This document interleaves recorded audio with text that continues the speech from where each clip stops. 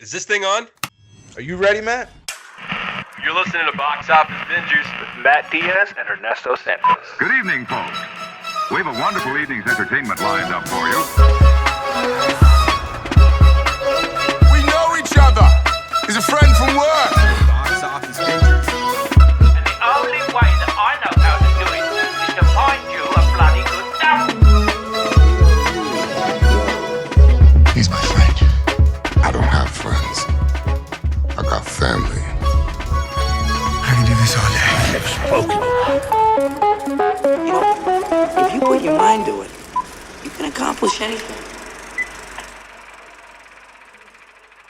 Hello and welcome to another episode of Box Office Bingers. Ernesto, tell the people, our lovely listeners, what movie we are reviewing this week and who is that lovely guest sitting right next to you. We are reviewing A Quiet Place Day One, a movie we've been anticipating all year.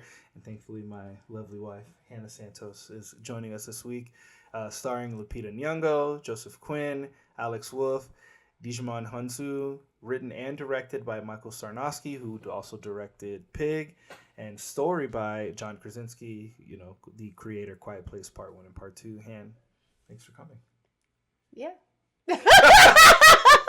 No, I'm super excited. Subtle. Yes, I'm super excited to be here. Thank y'all both for inviting me to be on here. Last time she was here, we did Hunger Games, Songbird of Snakes.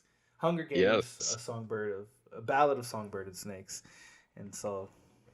And that was the first time that she was on. And now we said hopefully it didn't take that long to come back again. Oh, it was only like as soon as there was an opportunity, I signed up. Actually, 8 months. 8 months. Yeah, okay. Hannah's had that fever. She's been sliding to come back. I'm like, I know. I feel like you need some. I want to talk. Y'all need anybody? I can talk. I can talk. I've seen that one. I've seen that one. I've seen that. I I'll come. I like that movie. I could see it now once the episode's over and she's listening back, if she does listen back, and if you don't, it's okay. But she's like, I have something to say about that one. Huh, that's interesting. But yeah, to your point, A Quiet Place is a franchise that we've all quite enjoyed, and now it's interesting to see this one come to light, given it's a prequel. It's not directed by John Krasinski. I think there's a lot of interesting stuff we can get to within this movie, so I am excited to have this conversation with the both of you. And I do remember that you said that this was the movie that you introduced your kids to as their introduction to horror, so I'm also interested to hear what they thought about the movie as well. But before we dive into A Quiet Place Day One, of course, we're going to be doing a kind of something similar that we did last week. We're skipping news this week again, but we are going to be giving like an abbreviated, kind of centered focus. So everything we're going to be talking about beyond this point is going to be full spoilers. So just be warned. We're going to start off with The Bear, with the majority of season 3. So Ernesto, you were the one that said that you started it. And you were like, what are you doing? Or you haven't started The Bear yet? And then I signed to keep ball, and then I said I finished it. I figured that you would have finished it by now. And you said you were just down 2 episodes. No, Life got in the way, I understand. We have to coordinate. We have to coordinate the schedule of watching, because if it's a together watching show together, then we wait for each other. And that's a bond you don't break, as you know. There's certain shows that you have to wait for each other. It's like, I thought you loved me. Yes. Oh, you took it right down there. So what do you guys think of The Bear so far? Well, Han, you go first. The Bear, it started out slow. There was a lot of like ominous music playing while they were in the middle of like different like stages of how they started their career, or where it was in training in the culinary field. But it was super slow, in my opinion, in the beginning. But as we got back into the, where modern day, or, where they were today, I think that's where it really picked up. I was having trouble and losing track of the story when it would bounce between, the history and the culinary school, and then fast forwarding to the, current day. And the bounce back kind of got me lost for a little bit. But now that we're more than halfway over the season. I'm starting to really enjoy it. Yeah. Well, what about the episode Ice Chips? So the episode Ice Chips is probably my favorite episode. Hence, I have 4 kids.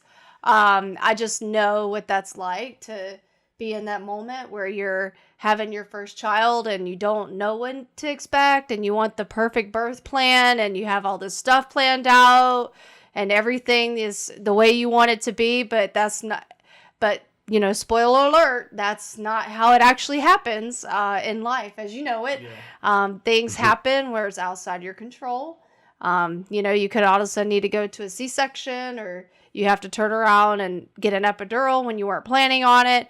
A lot of things could go when you're in childbirth, but I think that episode, not only just from experience, it really closely related to what it is like to be in labor. I really liked the bond and moments with her mom. And as you saw when she first was in the parking lot and she was helping her in, she was super annoyed at her mom even touching her and trying to tell her to do the he. And so then when they got into the hospital and as, labor was going on, she finally was like mocking, like he. But then when she actually was, in a lot of pain and her mom was still trying to get her to do that, like just at least try it. She did it and then she saw that it was helpful. So that whole episode, I don't know, that was my favorite episode. Yeah, it was definitely a strong one for me. Monumental. There was a couple episodes that really stuck out to me. I would say episode 3, the Doors, that I felt like that was a good episode of us getting back into service. It was like very quick pace, back and forth. And in the episode where we get a lot of time with Richie, and Richie's like, there's one point I felt like it was a callback to his Forks episode in the season prior, because there's a moment where he's standing in the dining room and he looks at the floor and there's a fork on the floor right by a table. So I felt like it was a slight nod. It was probably a slight little nod to that. But for me, that was a good episode that made us remember why we love the bear. But probably I also liked the episode Ice Chips, which was episode 8. But episode 6, the directorial debut of Ayo Edebiri, and she did, what was it called? What was the name of the episode? Napkins. And then, Napkins. we get the cameo from John Bernthal, and we get that beautiful scene, and we get to learn a lot about Tina and her backstory, and really seeing somebody navigate the world, somebody older navigating the world in the world job market of today, like having to deal with LinkedIn and like, she's so used to having her resume and they're like, you can just apply online, and everything is so like really highlighting just how impersonal it is for anybody trying to find a job right now. I thought it was just really well done for her first outing as a director. I thought it was a fantastic episode. I really loved the pacing. The pacing of it was really good. The cinematography was good. It was really well done. The writing on it was spot on. The moments between Tina and John Bernthal at the end of the episode was just such a beautiful moment, and it really makes you appreciate her character that much more. And actually, going back to the episode Ice Chips, where we get Jamie Lee Curtis's recurrence, I felt like it was a great episode for her to come back to, almost like just following up from the Christmas dinner from the season prior. So I mean, overall, it's really well done. We've got 2 episodes left, so we're getting ready to ramp up towards the end. I think Sydney is in a really precarious position between choosing between this other restaurant where she can be the main chef, where she can be Carmi at this restaurant, as opposed to being Carmi's right hand at the Bear. And it's like she's stuck between fighting out for her own or also maintaining her loyalty to finish this thing that she started. So, I mean, overall, I think it's a fantastic season. It was, for me, the first 2 episodes, I was kind of like, very much like her, like, what is happening? We get this random cameo from John Cena, and they're just kind of like screaming at each other and smoking and shit. I was like, what are we doing? Like, what is actually happening right now? And that wasn't even. That was episode 3, right? It was up there. Yeah, I forgot. No, he was further. I think he was further down. I think it was episode 5 or 7. It was pretty further down the line there.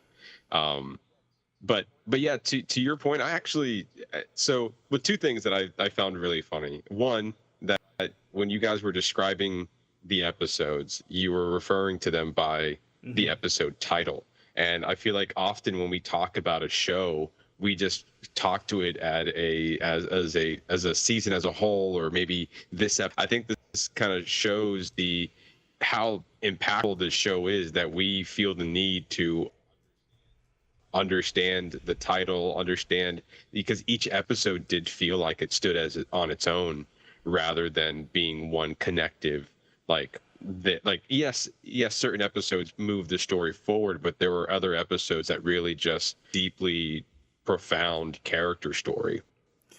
And a lot of people were kind of giving the season a lot of shit because they didn't there was no clear direction like there was in season 2. And I think it's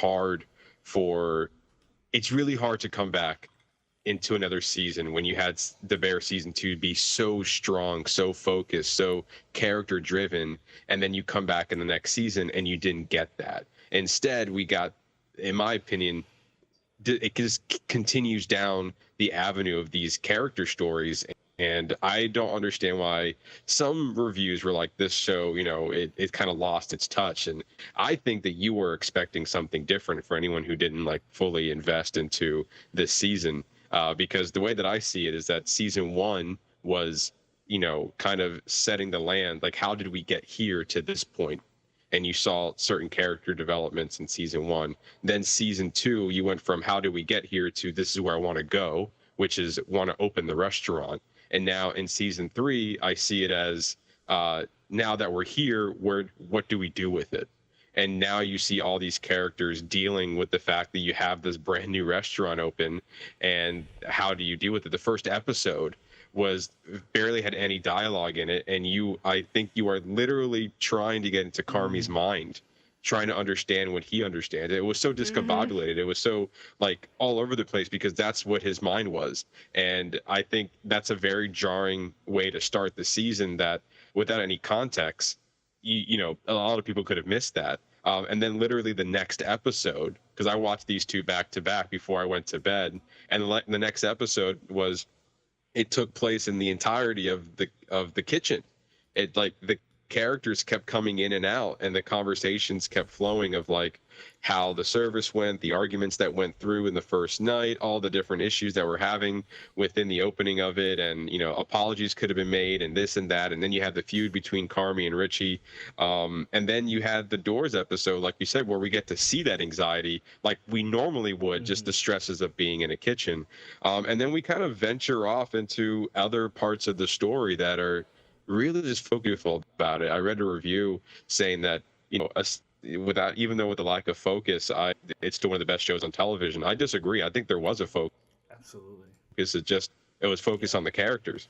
It wasn't on specifically the narrative. But I'm 100% okay with this type of storytelling, because I feel so connected with these characters. With these, the cinematography is beautiful within this show. You have these really deep moments you have, especially with Ice Chips, where throughout the season her mom did not even know she was pregnant. And when there was no one to call, she resorted to her mother, and then she had to live with that.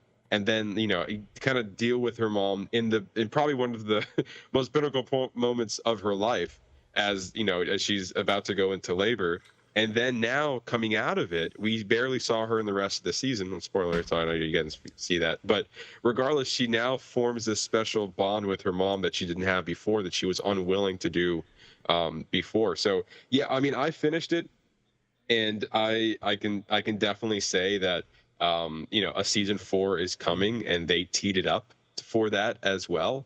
And so yeah, I think you gotta go into the Bear kind of thinking like it's a blank slate every time you start the new episode, because you don't know exactly what you're going to get. And I think that's the beauty of it too, because no matter what it is, you're gonna get some sort of feeling at the end of it, and they're gonna probably teach you something about the characters or maybe about yourself along the way. So in that regard, yeah, I do believe this is still one of the best shows on TV because no other show I feel like is doing this right now. You really hit the nail on the head. And also another episode, the episode right before Ice Chips was called Seafold, and that was about her getting a seafood. Halfway through, I was like, why is this episode called Seafold? And when she went to the store, it's called Legacy, actually. No, or what are they?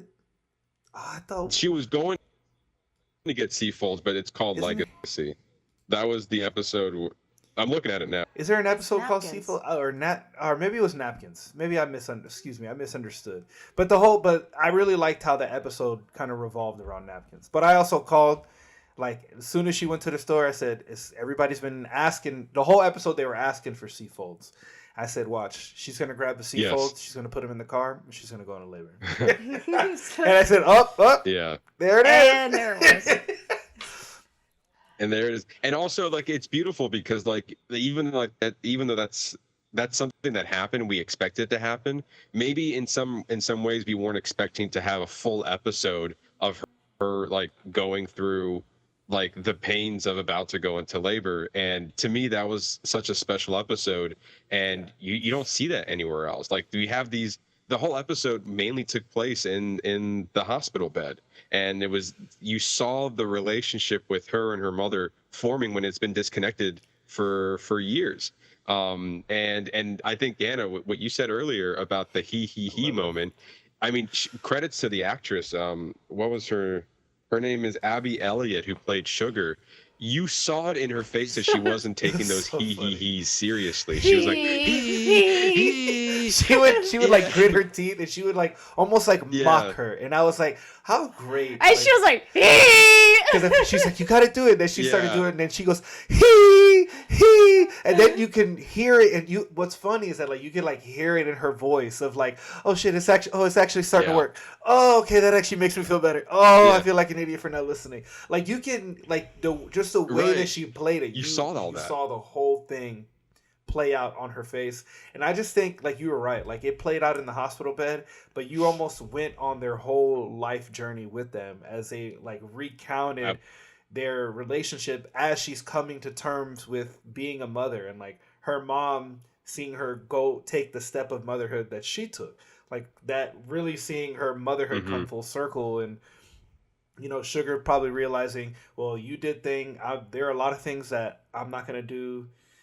that you did, and vice versa. And I don't know, I really loved the whole dynamic. I really think that it was just a really emotional time for both of them, and what a pivotal moment for both of these women to be together at that moment. Even though that was the last person that she wanted there, that was the exact person that needed to be there for her. Yeah, and I really liked how they both absolutely during that moment, is that there was one thing that each other had on the other that they were really upset. Like it started with, well, why don't you tell me why you didn't tell me you're pregnant? He was an alcoholic. And so it was like they both had to go through that submission and accept each other's faults of something that they did that hurt the other person. Yeah, absolutely. You're absolutely right. Yeah. And then at the end of the episode, even like when her husband finally came in, and then she's walking out, and then he walks out and says, hey, thank you for being here. Do you have any advice? And she goes, just be there for her and whatever she needs. And he's like, thank you, and walks in. And you get that slow like walk out down the hallway, and it kind of almost brings you to tears a little bit, because like in a way she knows that this is like she did what she needed to do, and that special connection has been made. It was just a beautiful episode, and then at the end of the day, it had nothing to do with the main plot. Like, and that's the beauty of it. You gave us such a special episode that didn't necessarily need to relate to the main plot. Both of my two favorite episodes like have nothing to advance the plot, but do everything to advance how you feel about the people going through that story. Like, absolutely 100%. But it makes it absolutely. But it makes, even though their stakes on a grand scale of like, as we see in this part of, at least to episode 8, we see that they're successful, or that the reviews are, back and forth. Or actually, I actually don't know. I'm actually curious. Was that a dream? Was Carmi dreaming of the mixed reviews? So at this point, we are seeing flashes of either a good or bad review. The first review has not come out yet. So no reviews have come out yet. That was him spiraling, and so, seeing the different reviews then. Okay. Yes. Okay. Yes, yeah. And and then so I guess as we are getting, without spoiling anything for you guys, we're literally going toward what is that review going to be. That's what we are here to find out, is what is the review from the Chicago Tribune a good review or a bad review? And we still don't know. And so there are elements at play into the final episodes, as well as what we can see going into the next season, of just the existing up in his head, in his mind, with everyone else's stresses, as well as the stresses of owning a restaurant. And so yeah, it's such a good show. In some ways, I like it so much that I almost wish that season for it. I don't want it to go further than how good it is now. And I feel like this is a show that hopefully knows when to stop. And given how the season ended, I almost feel like season 4 would be a good stopping point for them. But maybe they have more on the line. I don't know. But at least 1 or 2 more see it go any further than that. Yeah, absolutely. All right. So with that, you want to start diving into The Boys season 4, episode 6. Okay. I believe it was episode 6, right? Yeah. I'm not actually entirely sure, but I think so. Yeah, it's episode 6. Titled Dirty Business. Hannah, are you also watching The Boys? Yeah. Yeah. Go ahead. What were we gonna say? Because I have a lot to say about it. No, go ahead. You can start. No, I am freakishly. I love this show. It's funny that I like it a lot. Ernesto got me turned on to it, and ever since I've been on the bandwagon. Every week I want to watch. I just think it's hilarious, and I'll dive into the last episode, but just overall, that show in general, I just love how it really spends time on people's mishaps. They're some have good intention but make the wrong decision, and then they just continue to spiral around that, and it's all of them have it, whether they're soups or not. They have this connection they want with each other, but the political, the power struggle, the relationship is blocking or barricading them from doing that or being successful at that. But this past episode, it was it was pretty funny about, and forgive me for the remembering the names, but the gentleman that had the basement downstairs, and that was his sex chamber, and he took soups down there, and did all types of things, and so that all types of things is an understatement. I mean, but I will say, I thought I read somewhere that this episode was supposed to be the one that maybe that Jack Quaid, excuse me, was that he had reached Jack his Quaid line of crazy shit. But I mean, they didn't really do much to him. They almost did. They alluded to things that were going to happen to him. Yeah, but I can only imagine just being there and being asked to do these things when you're maybe not comfortable with. I'm sure experiencing it and seeing it are two different things. But yeah, this episode was honestly, I was reading a few reviews on it saying that this particular episode was a weaker entry, and I was like, I mean, I don't know. I had a I did really too. good time watching it. It's kind of silly. Yeah, it's this is kind of what the nature of The Boys is. Yeah, the plot moved very slowly forward, but we got a very interesting ride to come out of it. Yeah, Tech Knight, The Whole Truth, which was probably one of my highlights of the Gen V. He came back. And I forgot that he was a soup and he had like a strong sense of smell, vision, taste, and touch. They called him like Sherlock Holmes, but on meth. Batman had superpowers. And basically.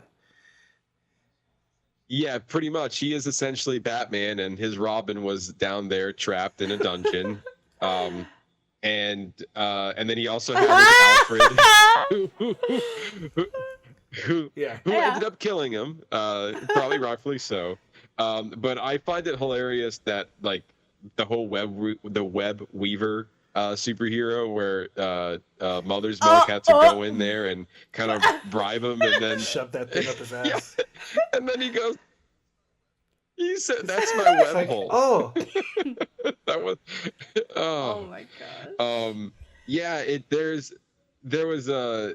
I mean, I think that was the bulk of the episode, was kind of seeing the sex chamber, the sex dungeon, kind of, is Huey gonna be into, get involved in some weird things because he was undercover? Ultimately, he was unscathed in the midst of everything that was going on.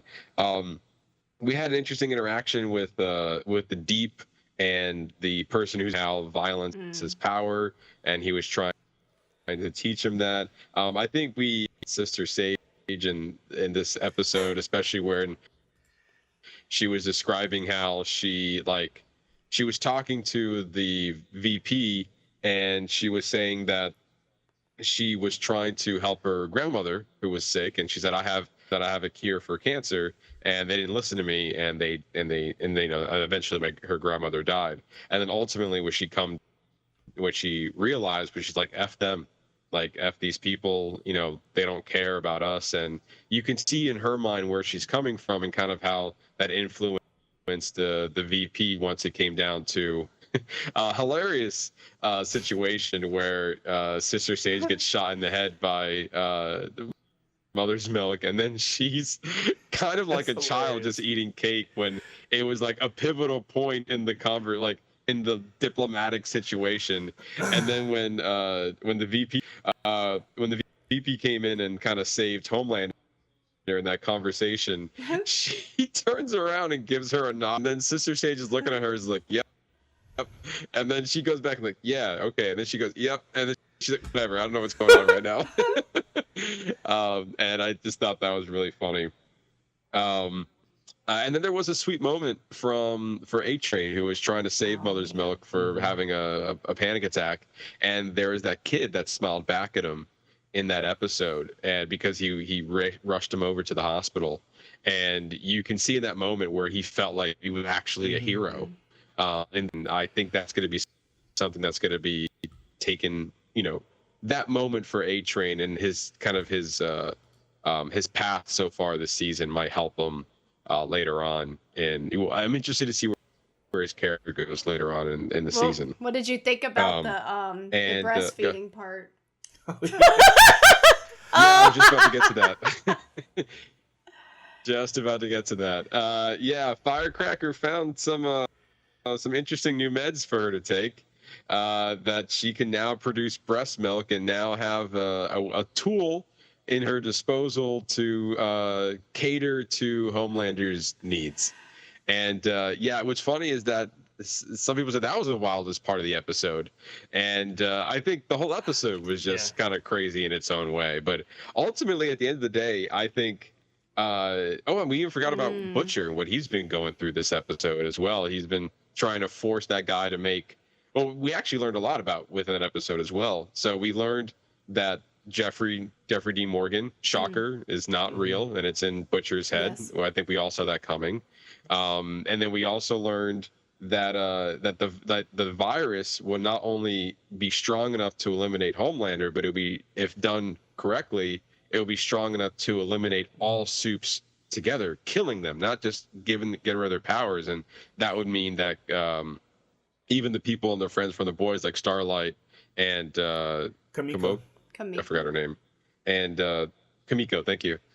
Yeah, they would also die as well amongst all the other soups. So I think that's a decision to see which kind of good versus evil that's kind of dancing around Butcher's head, on which end he would probably go down. And then as well as his surrogate son as well.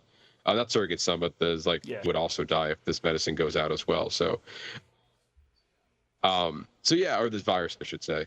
But yeah, a lot of interesting stuff in this episode. I really enjoyed it. I thought they had a lot of interesting aspects to it. Ernesto, I don't know anything else. Oh, also the safe word was Zendaya. I mean, it was just crazy. I thought it was really funny at the end when he's like breaking down to Starlight. He's like, I came when she tickled my feet. Or what do you say? Yeah. I rubbed one out when she tickled my feet. Yeah. I mean, but we saw the whole Jeffrey Dean Morgan thing coming, but I think it's interesting how it played out, how he had him and his wife in his head, and it was almost like a good versus evil. Like she was like the angel and he was like the devil on his shoulder, and then he finally, it's that damn brain cancer that's in his brain. So it's like we got a half a season to contend with that. Like what is the end result going to be? And the guy said that it kills anybody with the compound V in their bloodstream. So that means he'll die because he has it in his blood. But I guess he's dying anyway, so it doesn't matter. Yeah, he doesn't care. I was reading again. A lot of people were like not a lot of people, but a few reviews were saying that they, forego the story for shock value. And I don't know. I feel like we got a lot of story in there, in the midst of the shock value as well. I honestly don't understand some of the, like, even going back to The Bear, I was like, what are you guys expecting from these shows? Like, you want like every episode to be like this big grand gesture, and that's not always the case. And sometimes we're allowed to cry when we want to, or have a little fun and when we want to within these shows, because that's what makes them great. It's not necessarily moving the plot forward all the time. Have these moments where like, yeah, let's have some fun this episode. Why not? We got 8 of them. Why not have one of them being fun? And so far all the season, I've been enjoying a lot of the boys this season. So we have to see how this all ends, especially knowing that season 5 will be the last season. Right now we're in season 4. So how does this kind of lead into the last season of the boys? Remember when she was going to visit? Oh yeah, she's going to visit Frenchie. And he won't. Oh, that's see her. right. He refuses Frenchie. to see her. And that's right. And that was, even that happened. So like, I mean, who knows if we're going to see Frenchie at all for the rest of this season? I'm sure we will. Yeah. But anyway, I thought this was a strong episode in my opinion. I really enjoyed it. And I look forward to see what else has in store. I mean, I think there's not really a weak character in the bunch.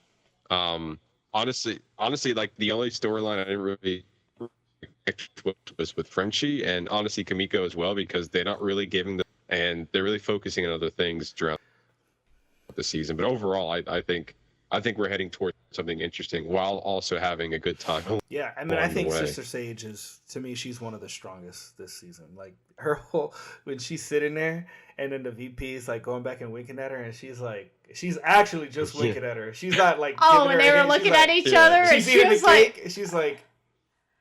And then and she was like, "Oh, okay." She gave her the head nod. Yeah, they kept nodding at each other, and it was awkward.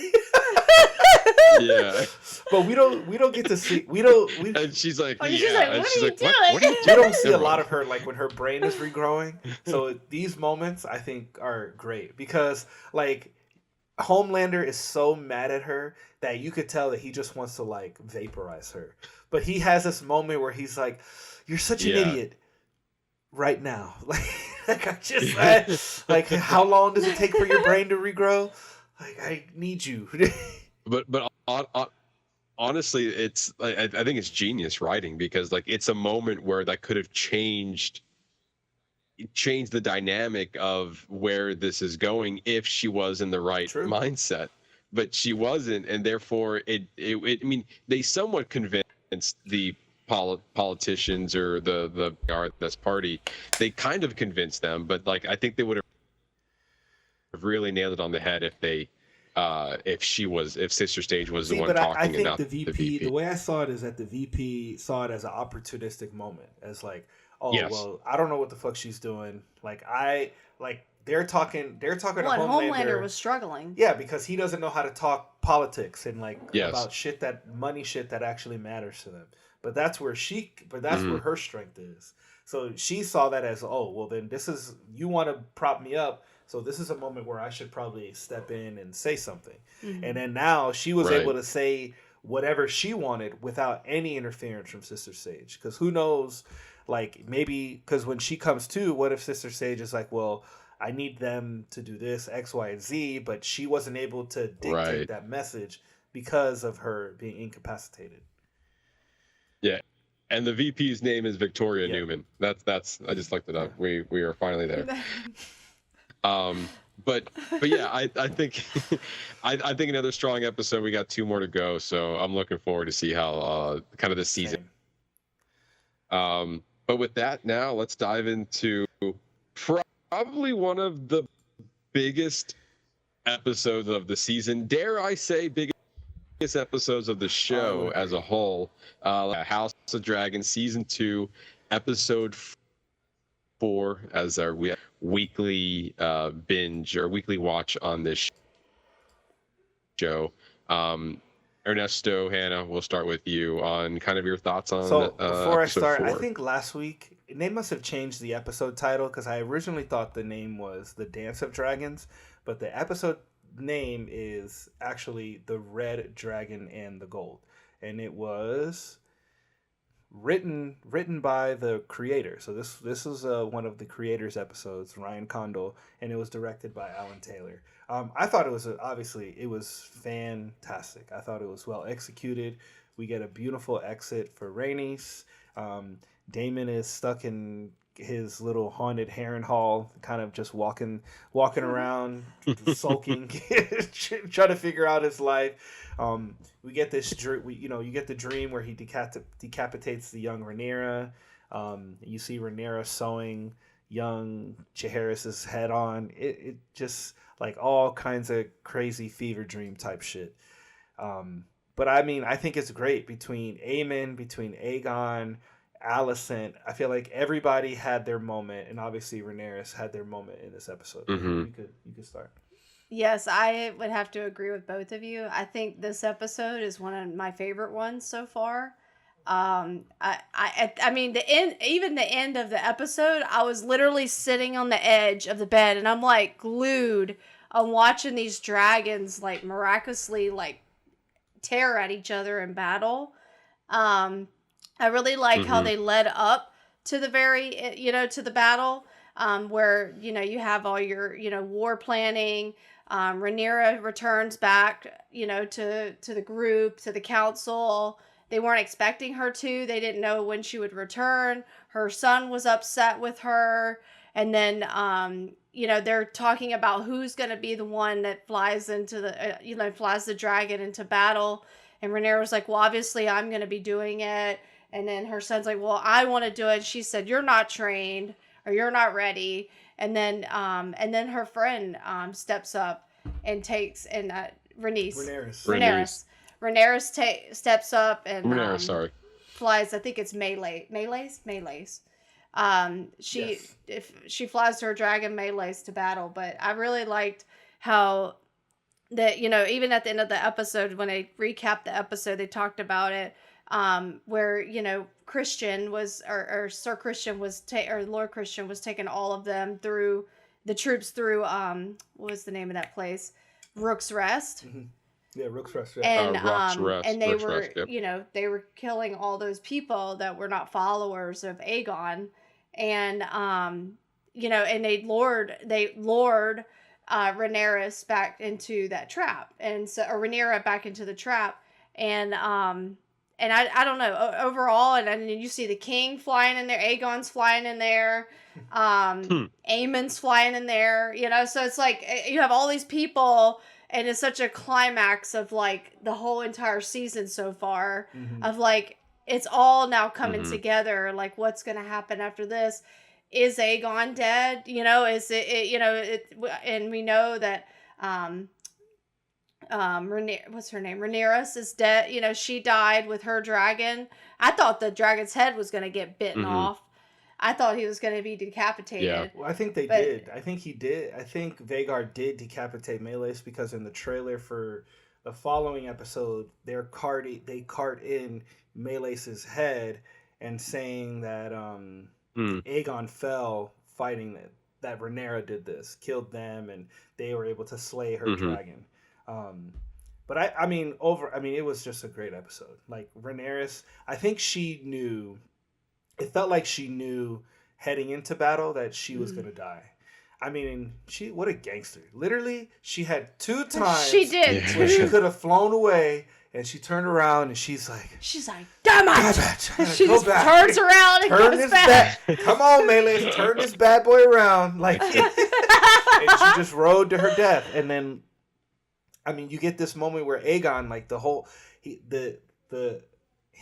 his court not respecting him and having it out with his mom, where she's basically like, listen, dumbass, do you just appreciate that the big boys are allowing you in the room? Like, you're here by name, just let us lead you.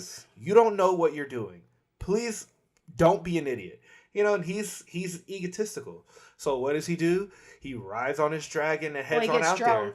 Yeah, that's right. He gets pissed drunk, gets on his dragon, and flies out there. And then and then Aemon sees this opportunistic moment to have 2 birds with 1 stone.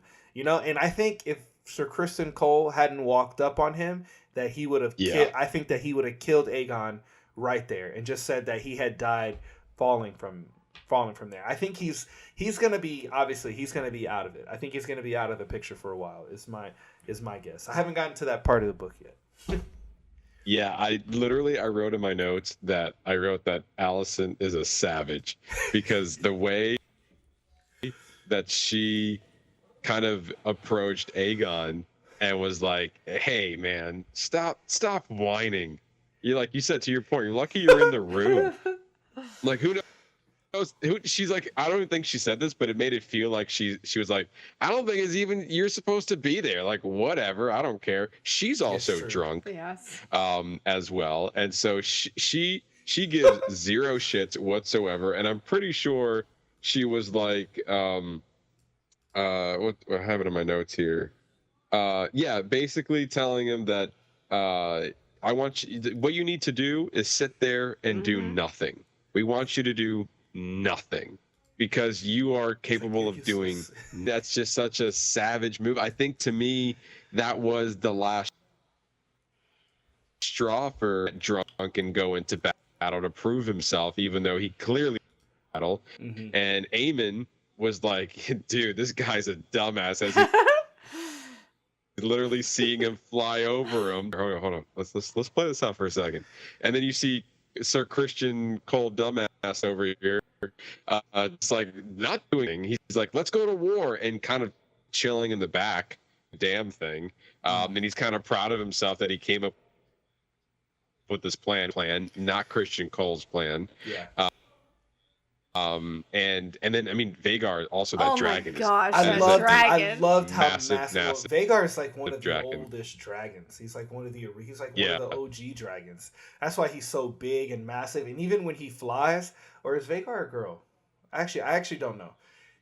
I think you're right. I think Vhagar is a girl. She opens her wings. You see the holes. Like, look at that old bitch. She's like, come on. Come on, Bessie. Yeah, fly over here. Aemon taps her. She's like, ugh. Get up now. But I think it's a testament too of how big she is that like the people on the ground who are fighting the war, they stopped. They're like, whoa, look at that thing go. And like, I mean, Rhaenyra had no chance. There was no way that she was going to win that battle. And I think she accepted it. She's like, "Oh, here we are. Let's go down like a champ." And literally, so I saw this episode at my sister's house, and we literally like pausing at the point where Aegon. I was like, And like, because her boyfriend was like, he's dead. I was like, no. They would have said it. Yeah. They would have said he was dead. He's not dead. And literally, we like rewinded it, gone back. It's like, I don't think like even in like the behind the scenes at the end, little featurette at the end of the episode, they said that his fate remains undetermined. We don't know what his fate is yet. But I think it's a great way to like kind of spark some sort of this conversation. Is he dead? I'm assuming he's not. I think they would have done it there if we knew for sure. I think you're exactly right that Aemon would have killed him if Sir Christian Cole didn't come up and be like, hey. Yeah, I was going to ask about that because he was kneeling down with the knife. Yeah, he had a knife in his hand and he was kneeling over his body. He was 100% he was going to kill him. But I wonder if he realized either way that it doesn't matter. Because if he's dead, either he's dead or he's hurt, somebody is going to have to reign in his place. So now the setup is, because now Aegon is not the king. I mean, he is the king, but he's hurt. So then now we're back into that tizzy of who is gonna reign in his absence. And if that's Aemon, then I think that we're gonna see the war take a total turn for the worse, even more so. I mean, you look how vindictive he's been from the beginning. Like everything he's done, he's tried every little thing he do to get his family back. You know, he literally killed his cousin. But also Aegon, or is his half brother? I mean, Aegon was the one. I guess that would be his half brother, or no, cousin. That doesn't really matter.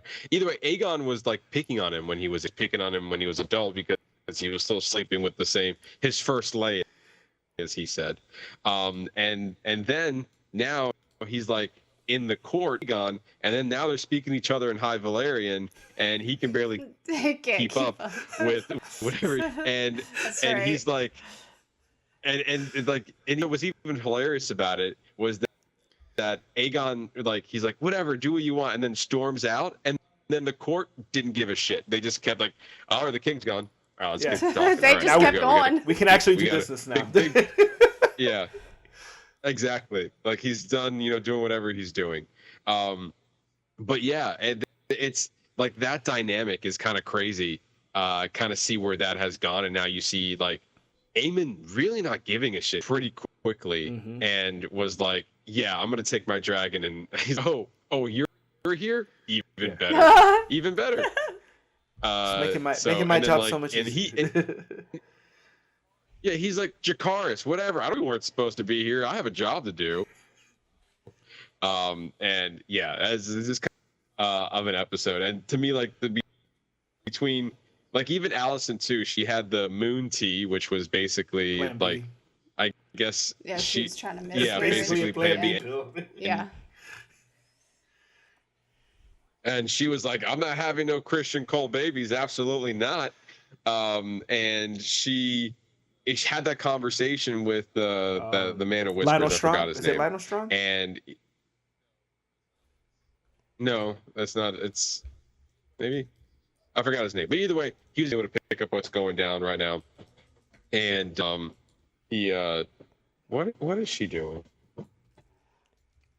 That's my cat. And so she was having they're having a conversation, and they were talking about something. I forgot exactly. They were talking about King Viserys. It's Larry Strong. I think which is Larry Strong. Thank you. So you were right. And so what I think what's great about that particular scene is that they're having that conversation, and she was like, whatever King Viserys has wanted, whatever his true intentions were, whoever he wanted to be king dies with him. Like that's it. That's all you get. Because like she said, it's too late to stop the war. People are going to die. Alliances and supporters are already drawn. Like, it's too late. That's it. Like this is going to happen. So it doesn't matter what he meant. His intentions died with him. And that's just how it is.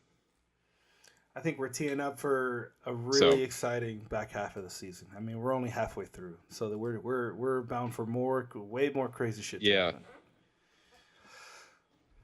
Yeah, this is definitely a good midpoint for the season, and I personally don't know if it's gonna get any higher than this, but I thought this was a really strong episode. I think obviously the I think the dragon fight had everything to do with it, of being so strong, but there were a lot of great moments that even within this episode that was not only leading into the big fight, but also kind of, this felt like the climax of the, not only the first half of the season, like, but even the back half of the back half of the first season and the front half of the second season. And this was our, so now we're going to have this, now this was like our big tentpole event. So now I feel like we're going to dip down a little bit and kind of build back up to the next one, whenever that may be. Because I mean, the next couple episodes is going to be dealing with the aftermath of this war.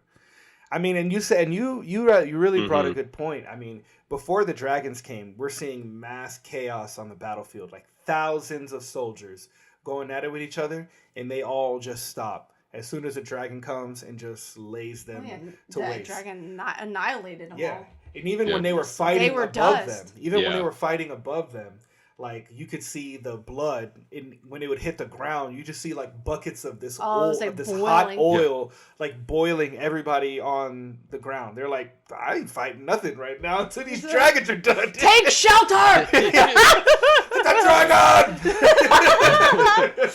It's acid! It's acid! But yeah, another great episode from the dragon. Again, definitely one of the strongest one out of the bout. I am also looking forward to see what the back half has to bring. So hopefully, I hope momentum isn't lost from this. I feel like I hope they can just keep up with the momentum, not as this episode, but definitely keep like that drama going to get us to the next big climactic moment. So there you go. All right. So now, after we got all the TV out of the way, let's dive into our spoiler review on Hannah. We'll start with you. What are your thoughts on the film? I loved it. I think it was great. Thriller, had me crying at a few times. I was growing attached to the characters. I think it overall arching had a great storyline. I mean, I love the first two movies. And this is, again, when I heard y'all were reviewing this, I was like, oh, pick me! I really just love, and again, Matt, you mentioned earlier, it is the first scary movie, horror, if you will, movie that we introduced to our kids. Edward and Julian, 10 and 13, can't remember their ages ever. They weren't 10. And they also absolutely loved it. I actually took the boys. It was just me and the boys, and we went and saw it in one of the rinky-dink movie theaters down there. So you don't get the Dolby effect, and don't eat the popcorn. But other than that, the movie is fantastic. Sorry, I didn't mean to. I had to bring that up because I was really irritated that I had to go to the bathroom and one of the coolest parts. But I was filled in and I feel good there. But yes, Matt, to answer your question, it was a fantastic movie, and I can't wait to dive in and talk about the different things that I enjoyed about it. What was your favorite part? Actually, my favorite part, even though I didn't see it, but I got filled in, was them screaming during the thunder. Oh, that was the part I went to the bathroom, but the boys walked me through what they did, and that is probably just I don't know what about that, but it just amazed me because it's like that moment they both went through just so much so fast, and that they just needed that for each other and to do it with each other. Yeah. And I think in that point was a turning point in their relationship. Oh, absolutely. So that was probably my favorite part. Mm-hmm. What'd y'all think? It was great. Ernesto, it was exciting. There was lots to see in the beginning. I loved the setup, how he set it up, where they kind of set up New York City, and then you're immediately seeing like the base level of decibels that New York City puts out at any time. You're like, oh, so in this world, New York is fucked. Right. Like that's what you're telling. That's basically what the opening of this movie looks like. Like, sorry, New York. That's basically what that says. So I thought that was a great tee up for like show us what day one is, in one of the loudest places on the planet.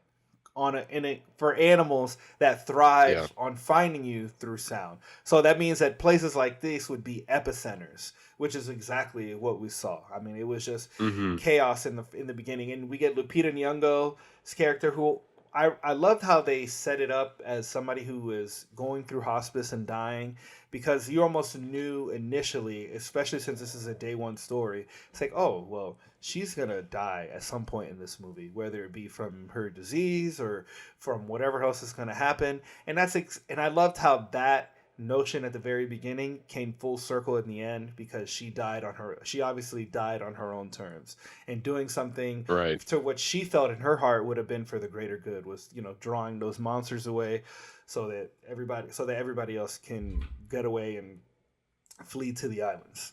I thought that the first attack was by far not my favorite, but definitely one of my favorites, just because this is day one, and we as watchers we've seen the other one, so we know what the monsters look like, but yet we're still given these little moments of anticipation where you don't see them, but you hear it. You hear the monsters, or you hear the guys on the radio, get to shelter, and they just grab them out of nowhere, or they just grab people in the middle. Yeah. But she's walking through the smoke, so that somebody, if they've never seen any of the other Quiet Place moments, this is they still get that initial reveal of the monster. They get that build up and reveal of monsters, and I feel like even us as viewers who have seen the other ones, I was still able to appreciate that tension and build up because it was executed so well. I think the way in that chaos and that smoke with her trying to be disoriented and trying to find everything, I think it was a perfect landscape for us to try to get the initial reveal for the monsters.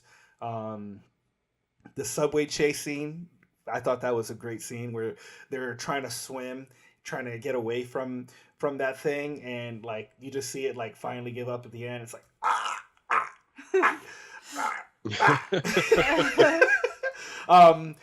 the cluster, something we got to see a little bit expansion of the lore of the monsters.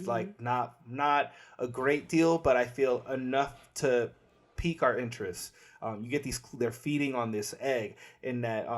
So Slate Film did an interview with Michael Sarnowski, and he talks about it, where he goes, if you look at that scene, there's actually pools of people inside of there, and they with the way he described it is they're working like leaf cutter ants.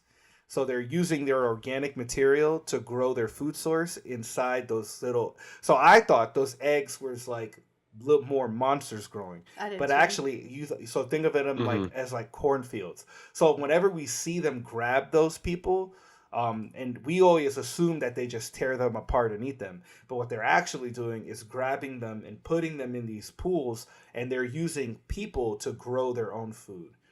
So harvesting their organs. They're harvesting. So what's really full circle and interesting about that he mentions is that the first story is about these rural farmers, and then you come upon this scene where these are the farmers of the aliens, because we get that one that looks a little different, the one that's looking at Joseph Quinn's character.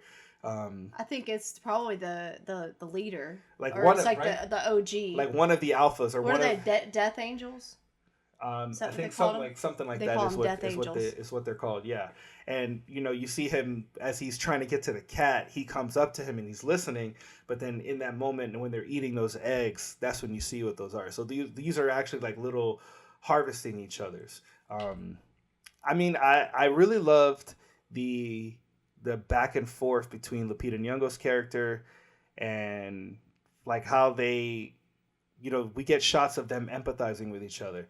He's following her, and she's like, stop. What are you doing? And we get to this overhang where she realizes they can talk, and we have this back and forth. And you can see in her face, the realization that she's okay, you're not going to go away. I'm going to have to. She's I'm trying to go to Patsy's.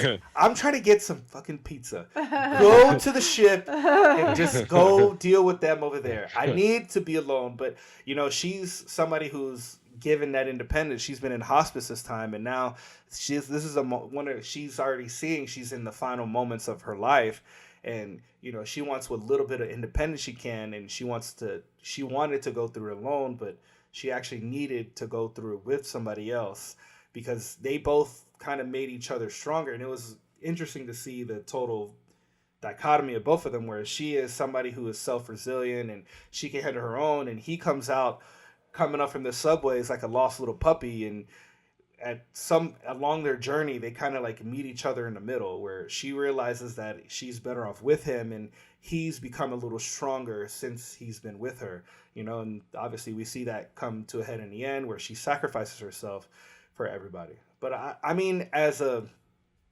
this film is fantastic. I want to say it's probably they're all so good. I don't know how I would rank this one, but it's definitely like really high up there. And I love that it's a standalone. Like you don't need the other ones to rely. Yes. It doesn't need the other movies to rely on this for you to enjoy or watch this one. Like you can watch this one, and it's almost like like an anthology story within the universe. And what's really interesting, just something else I read in an article. So that scene where they're looking at the globe and they have the pieces of paper on there, where it's like all the cities that have been hit. The director was saying there's no direct tie to any, like, for that to mean anything later, but who's to say? Can you imagine like where they could expand this franchise? Like we can get a foreign filmmaker to do a quiet place, but do it in the style of like a South Korean film, or we've seen so many different films from different countries. Like, can you imagine A Quiet Place branching out to be this franchise that can adapt so many different styles while telling the story? So for me, I'm going to talk about before I dive into the positive. Okay. And I feel like I feel the same sentiment of certain reviews I've read, whereas and it's like I feel like 10% of this is like 10% negative, about 90% positive. But I want to start with the negative first, because in a way I do feel like I wanted a little bit more out of it, and I think that's when it comes down to that 10% of expectations. I expected that when you tell a story called you might get some answers. Yes. And we didn't really get anything as far as the world building. As far as how does this affect the rest of the franchise, it really doesn't, because at the end of the day, we just like the audience, the characters were discovering elements about the monsters in which we already knew. We knew that you can talk, within the rain or the waterfall or anything louder than your voice, it won't pick it up. And we also knew that it doesn't swim and go in the water. We also knew about the high frequency. We knew all that stuff already based on the first two movies. So as far as that, we as an audience, we were covering anything new about it. And I figured that at least we might have gotten some answers on like either the creatures or the environment or something else we didn't learn basically in the first two films. So that being said, though, what we got like a completely different story than I think I was even expecting going into it. Instead, it was a lot more emotional. You could have called this, day zero, and or just actually you could just call this day one without the quiet. Movie would just work the same. I don't think it needs to be A Quiet Place. And I think to your point, that's also like the beauty of this movie, is that it is very much a standalone, because it doesn't really lean on anything that was prior in the first two movies. And it was almost like, hey, tell a story you want to tell. They did. And I was definitely not expecting a lot of these like sweet, emotional, beautiful moments. And again, it comes down to characters. You were here along for the ride, try to survive, but it's really, at the end of the day, it's not a survival story. I mean, in some ways it is, but in other ways, it's just like Lupita Nyong'o's character. She's dying, and she just wants some fucking pizza. That to me, that's the main story there. Like she wants to relive, not relive. She wants to like go down certain parts of her life, the parts that she's never going to be able to see again. And when that's her journey, and you were seeing this very personal, intimate story and journey that she's going on with a juxtaposition of there's an alien attack going into there. And she probably could have survived if she wanted to, but to your point, and for the rest of the movie, we knew that that wasn't going to happen. And she knew that she had two things she needed to do. She, like, technically, Joseph Quinn's character was like, was able to do anything to save Lupita Nyong'o's character, but then she felt like she needed to. Got the goal was achieved. In her eyes, he helped her fulfill going to get the pizza, having this nice moment of like reconnecting with her past, and basically all she at least she could have done was cause a distraction for him, and not only him but Frodo the cat also get to the ship and be safe. And then for her at that moment, life was at peace, like she was okay with everything. Yeah, I agree with you, Matt. I think that it was missing the how did the Death Angels come about? Like that part I was fishing to find information. Looks like it cut out for a minute. Hannah, what were you saying? Yes, I was agreeing with Matt that, you know, throughout the movie, I'm very interested to find out where the Death Angels were coming from. Were they sent from something, or what happened to them? What are their natural habitats besides, killing people that make noise? So I had to fish outside the movie to find out the backstory of the Death Angels and why they even landed on planet Earth. And, that's something that was a miss for me, is I wish it was walked through that during the movie and not me fishing outside to find out. From fishing outside, the Death Angels planet got destroyed.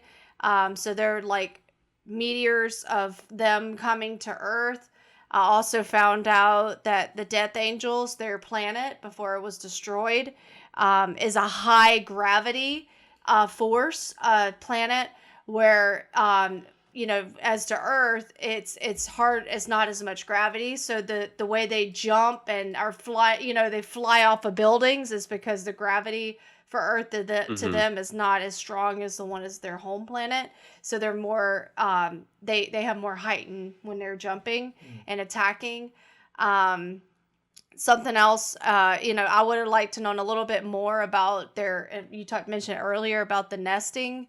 And, is that the OG? Is that the mother of them all? Is that, what was the significance of that one? And why did it look different than the others? Trying to figure that out. Just a little bit more around the Death Angels themselves. Yes, I loved the kind of on the ground and learning all the characters in the movie. But as for the aliens themselves, a little bit more about, why did they hit the ground? And maybe that wasn't the intention of the movie to go through that. But I think instead of fishing outside the movie to find that out, I think that it would have been a good introduction in day one. Yeah, I do agree with you there, because I had no idea about the nesting, and when Ernesto, you were describing it, and I don't think that movie translated that at all. And they were like harvesting them and everything like that, and like that would have been something really interesting to be somewhat explained visually. It doesn't have to be even told through us narratively, but like if we can visually see that that's what they were doing, because at that scene the focus was we were trying to get the cat away from the bar, from like the beam. Like that was the main focus. The cat needs to get away from the beam and be safe. But whatever was happening in the background. So I do wish we got a little bit more information on that as well. But ultimately, like again, it's kind of where we often get through this battle of expectations versus what we got. And do you fault the movie because it didn't align with your expectations? And I think that's when you need to take a step back and be like, all right, well, this isn't the movie that I was expecting, because this really wasn't. But the movie that I got instead, upon thinking about it, it's actually quite a beautiful story. It just happens to be under a backdrop of a alien invasion on day one. To go into New York, as Ernesto, you were mentioning, and like being the decibels, because this was an epicenter. Of course, they're going to be gravitating toward this because there's constant amounts of sound that's just going into it.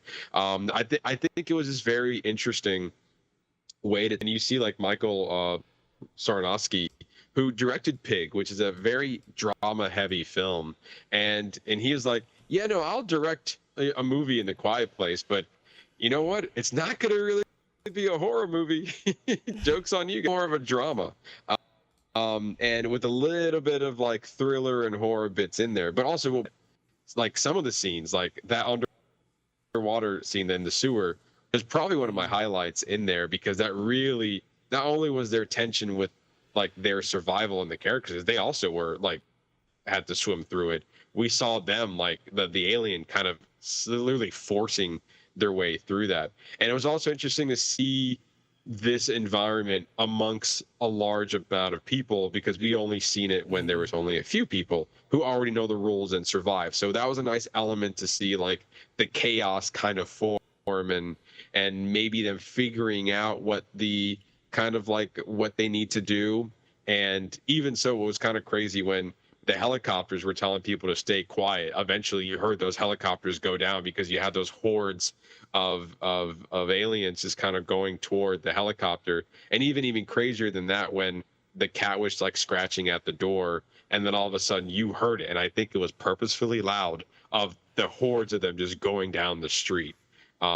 And I think that was pretty wild as well. And then also the other scene where you have all those people kind of slowly and quietly walking their way to the shipyard, and then one person just freaked out, and then it caused everyone to freak out, and then mayhem happened from there. And I think Joseph Quinn did a great job. I mean, honestly, the only thing I've really seen him in is Stranger Things. Yes, thank you. And he's about to be in Gladiator 2, which we just got a trailer for not too long ago. And now he's also going to be Johnny Storm in the Fantastic Four movie. See, a character we love so much from Stranger Things, and now he's like coming up on 3 major projects. And I think this was a good showcase of like what he can do outside of Stranger Things. I didn't really know what his capabilities were as an actor, and I feel like we were able to get like this very, very kind of caring character out of him. It's like, yeah, he was lost, and kind of like Ernesto, you were saying, like this puppy dog character where he's like, I'm just kind of following the strongest person here, but ultimately she needed him to get to her goal, and then that partnership was able, and just because he cared, like he cared for people. And I think this is a very human story. This is something that we can all relate to within the story of, like, at the very least, like, either we know people that are dying, or we can connect to kind of going to, like, the world's in chaos and all she cares about is pizza. Like, I can dig that. Like, if you're gonna die, you might as well eat the pizza you want. That's something relatable. And I think to Hannah, you mentioned this at the beginning of the review, that there was a that kind of that moment where you can't scream. You scream, you die. You talk, you die. And then they were kind of doing it along the thunder, and it was a great moment for that release. That's what they need. Get that out, and you can feel the frustration that they've been going through within all that. So yeah, it's kind of like a lot of beautiful emotional moments that I just wasn't really expecting to come out of this movie, let alone this franchise, because you hear horror and you don't really think of emotional. It doesn't often tie together on that. So I think they somehow gave us a really good marriage between the two. And ultimately, like you said, we had a very standalone story that I think it ended in such a badass way, where she kind of goes in the middle of the street and we're hearing the song in the headphones, and then she unplugs it. And I think she was singing like "Ain't No Sunshine." I forgot what the song was. But the alien dropped when the beat dropped, or like when the music was about to go into it, and then it rolled to the credits, and like, you don't need to see it, we already know what happened. And I thought that was really cool. We also have Dunjmin Onsu. we saw his character in A Quiet Place Part 2, and we knew that he survived, and he was on that. I don't know. I'm still patiently waiting on A Quiet Place Part 3, and kind of like, to me, it was left on a cliffhanger, and I'm still waiting on that. What do you think? I see the reason why I think we didn't get any of that stuff in this movie is because they're saving that for the main storyline. Whereas these are gonna get, like, maybe we're gonna get a bunch of one-off stories about different points. Excuse me, within the Quiet Place universe. Like, this is day one.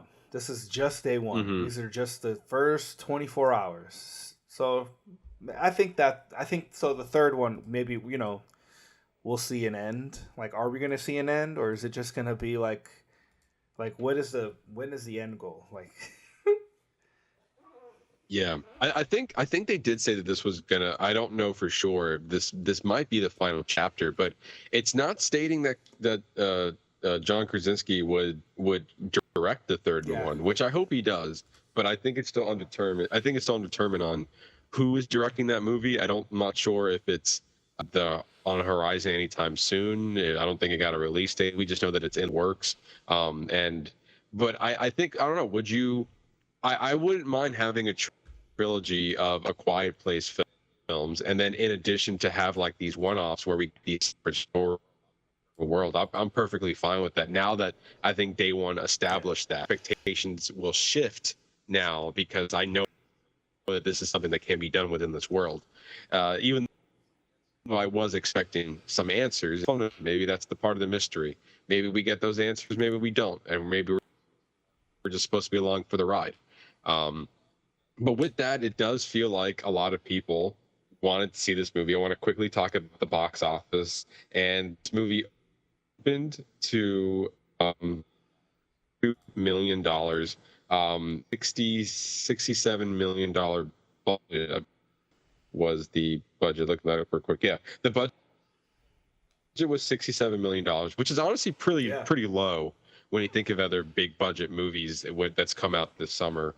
And then, opening with 52 million is pretty solid. Now, as of the time of this recording, it has already passed the $100 million mark, making $102 million internationally, with a grand total of $195 million. I mean, there is still a fan base around this franchise, and we were, coming to this movie because it just sounds interesting. I think the world that this developed is good, and the reviews were pretty positive. That did want some answers, and they honestly gave it like a really low score. Like out of 10, they were even like 4 or 5 because it didn't align to what they were expecting. They were saying, "Oh, this movie gave us nothing, is all the same." And yeah, you can see it that way. And if you were expecting that and you really hone in on that, then sure, I guess you saw it in a negative light. But again, as we were discussing, when you strip away of what you expected the movie to be, you get something, and you kind of read into what the movie actually gave you. It's actually something maybe even better than what we were initially expecting. But definitely $195 million, a great run, and it's still going. And it opened to number 2. It could not beat Inside Out 2 at the box office. I mean, so far the only movie that can do that is Despicable Me 4, which is not surprising. And but yeah, I mean, I think it's doing a great, made back its money. It's already tripled the amount that it's paid into. So yeah, I think at the very least we're going to be getting more of these regardless. So that's a good note. But with all that, Hannah, we'll start with your final thoughts. I wanted to also talk about, in my final thoughts, the part where she did get what she came for at the very end, even though it wasn't Patsy's. He did find the pizza, from like a 99-cent like pizza slice store. I don't remember the name of it. And he put it in a box and put Patsy's on the box. And they went to this jazz bar, which was very sentimental for her. And she was, he walked in and she was over there enjoying enjoying whiskey. And I really enjoyed him making those final moments for her meaningful. And him doing that magic trick and pretending the crowd was going wild. And then, I don't know about you, but when he set the cup on that chair, the whole time I was just taken away at this beautiful, like, you know, her getting what she finally came for moment, because I was so scared that they were just going to knock over that cup and that was going to be the end of it. But yes, that besides the cup being on the stool and they were like swinging their arms around it, it was beautiful. I thought that, you know, she got to eat a slice of pizza, and she got to see a magic trick. And another thing that I wanted to point out, and I kept researching to see if it actually was the same one, but the speaker that she was using to listen to at the very end, I was wondering if that speaker was the same speaker that the daughter had when she would take her earpiece off and put it to the speaker. It looks like the same one, but I'm not sure. I was trying to find it, and I was going to go rewatch the movie just to see, but I couldn't find it. But final thoughts, I think overall, as you mentioned, I agree about, chafing away the what you're trying to figure out about the aliens. I think overall is a beautiful story. I really enjoyed watching it. I would watch it again 100 times. I do want to go back and rewatch the first and second one now. Now that I've seen the first one, if you will, and now just follow the two behind it. Yeah, no, I absolutely loved the movie. Again, it's been one of my tops of my movies. So. What about out of 5 stars? Out of 5 stars? And you can do half stars if you want. I would say 4.6. 4.5. Yeah. Okay. 4.5. Yeah.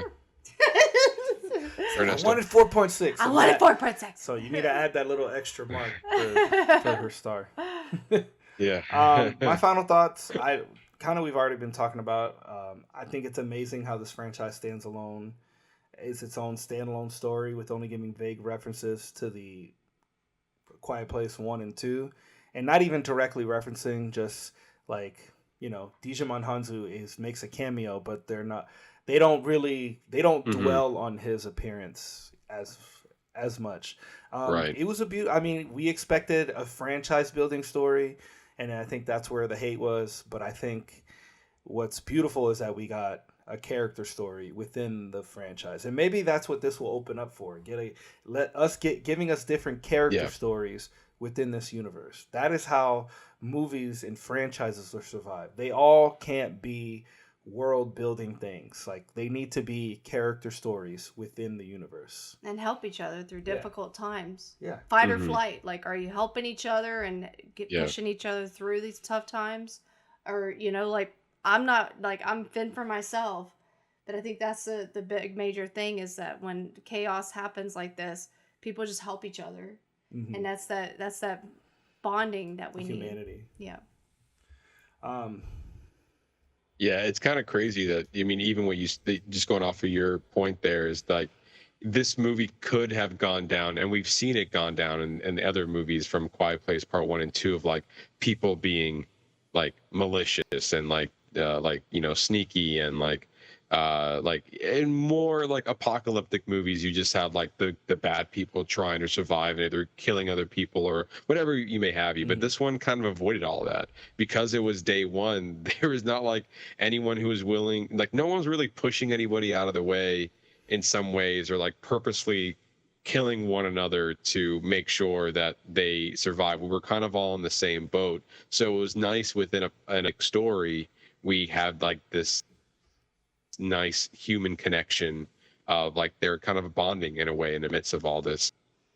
And at the time, fight or flight, they decide to help each other. And I think that's, something nice about that we can say about, us as, as in a world that's going into chaos, you have humanity still intact. And I at the end of the day, you're just trying to help people. This story definitely highlights that. And you just reminded me, like when Sam, Lupita Nyong'o's character, when she raids that grocery store and she's walking and she goes to this fountain and she sees those 2 little kids, and they just go with her. Yeah. Because they're like, we don't have another choice. But that's to your point, where it's like we're in this world, we're in this moment where we kind of need to rely on each other, where we're not really going to think about, is this a good person? Is this a bad person? Like, we're all just people versus monsters right now until we can figure this thing out. And as far as my rating, I'm also gonna go 4.5 stars. Okay.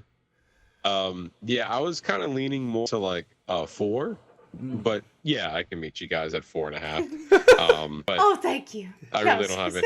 Yeah.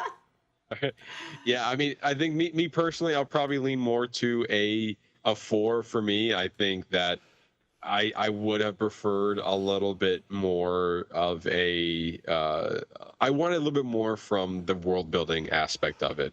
I did like the story that we were given, but I just like, as far as just like, now 3 movies into this, I wouldn't mind getting just a little bit more information, because a lot of the thrill factor into the first 2 movies is not knowing what their weaknesses are. And I feel like this movie already exploited this movie, just rehashing the weaknesses that we already knew. So I was hoping maybe something new could come out of it that we didn't really get before. But other than that, again, it told a really beautiful story. And let's not forget the real hero here, Frodo the cat. I mean, the cat had her star in this movie in a lot of pivotal moments. I mean, we had a cat just kind of walking around. The cat actually was that brought in Joseph Quinn's character too.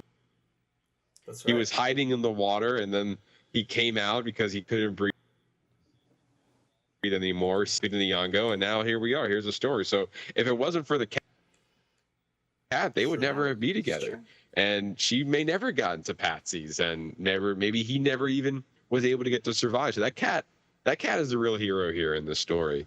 But yeah, like I said, I gave it around a 4 out of 5 stars. I thought it was a great story. I think at the end of the day, we were talking about this with The Bear. It's like, these are character-driven stories, and we have to kind of we have to kind of showcase that when we see it, because not a lot of movies would take the time to invest in these characters, and they would focus on the major plot points and the action, but it almost felt like they were going through was the primary focus, and just the everything else that was happening was a secondary. Definitely 4 out of 5 stars for me.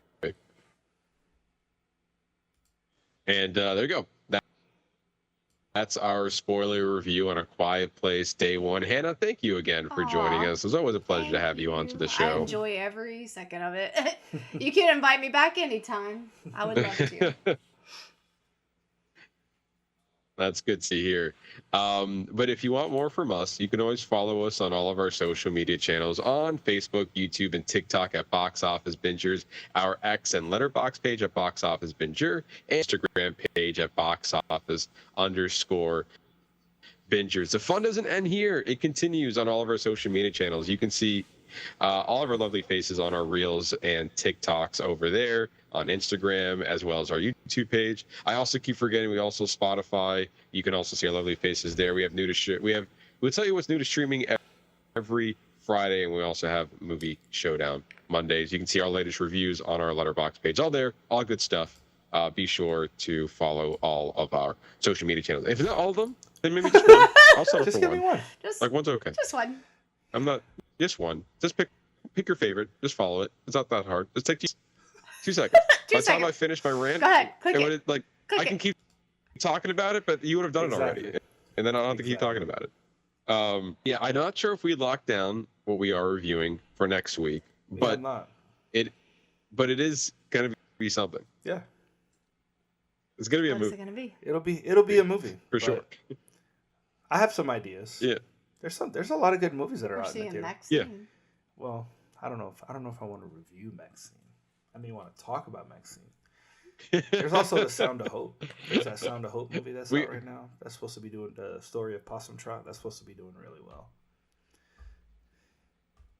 Interesting. I don't think I've ever heard of that one before. It's a before. true story about this town Possum Trot that adopted a bunch of kids, and it's just about just people adopting little kids. It's just from the same studio that did Sound of Freedom last year. So. Oh, makes sense. Another that another heartwarming film. Yeah. Definitely have a lot of options. There's also Despicable Me 4. If we're gonna go down this route. Yeah, there's Eddie Murphy has a new movie out, Beverly Hills Cop XLF, which I've never I've never seen any of the Beverly Hills movies, so maybe that's a good time for it. Or this could be a good avenue for our film of the month. And there's a Absolutely.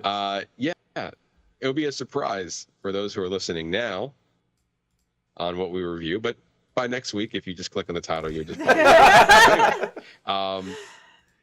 we'd like to thank each and every one of you for listening to us to talk about movies. Really do appreciate it. And thank you again for joining us. Really do. We'll have you back on any time. And with that, come back next time. I don't know why I said that. Matt, what? Well, I completely forgot what I was supposed to say. We can tell. Come back. Yeah, hold on. It's really do appreciate. Yeah. Hit the rewind on that. Come back next time. Mark, it's a good time. Blah blah blah. And come back next time and more movie for not regret. For that, I've been your host, Matt Diaz. I've been Ernesto Santos. See ya.